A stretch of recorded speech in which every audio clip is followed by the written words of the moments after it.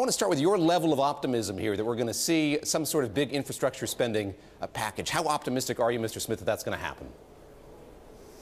Well, I hope that they're going to fund it and get going with it. Our infrastructure is badly in need of being updated, modernized, repaired, and expanded, and that's what we were talking about today in the panel that I participated on at the House Transportation and Infrastructure Committee here in Washington. Do you think that we have a problem with our definition of infrastructure? We hear the president talk about roads and bridges, trains and planes. It is more widely construed than that. Do you think we need a more expansive definition of what infrastructure is in the year 2017? Well, I think to some degree, David, that's been one of the problems. Everybody wants to define infrastructure to fit what they'd like to do locally, whether it's a bike path or a fast train or what have you. In our mind, the infrastructure that's most important is that supports the common good and the economy of the United States.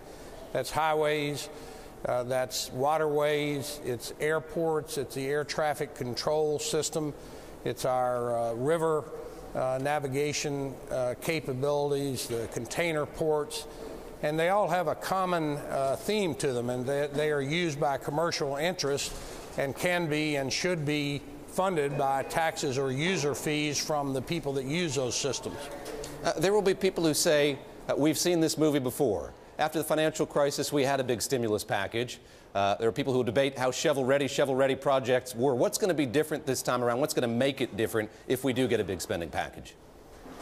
Well, first of all, the stimulus package under the Obama administration wasn't directed in the main towards projects like I just listed. It was diffused into all kinds of different places.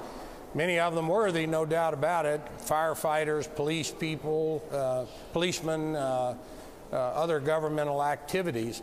Our issue in the United States transportation and infrastructure arena is our roadways are deteriorating because we haven't increased the federal gasoline and diesel tax since 1994. We certainly hadn't expanded them to the needs of the economy that's much more much greater population today than we had 20 years ago.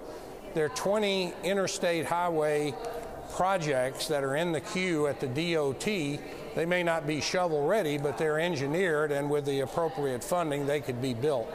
Few people have seen the rise of e-commerce as closely as you have there at the helm of FedEx. How has that changed our infrastructure needs, the growth of e-commerce, and projections that we'll continue to see it grow?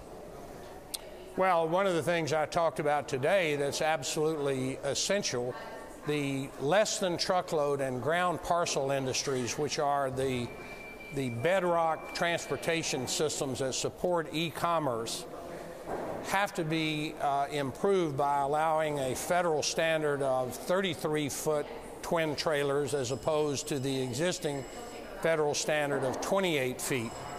Now, 33s are authorized in some states. We use them in Florida, for instance. They're safer. They provide about 18% more capacity. They take millions of truck trips off the road, improving safety by reducing the number of accidents, by reducing the number of trips, decreasing congestion. This is something the government doesn't have to do anything except pass a new federal standard. I might point out in Mexico, by the way, that their standard is twin 40-feet containers. So this is something that should be done as quickly as possible by the Congress.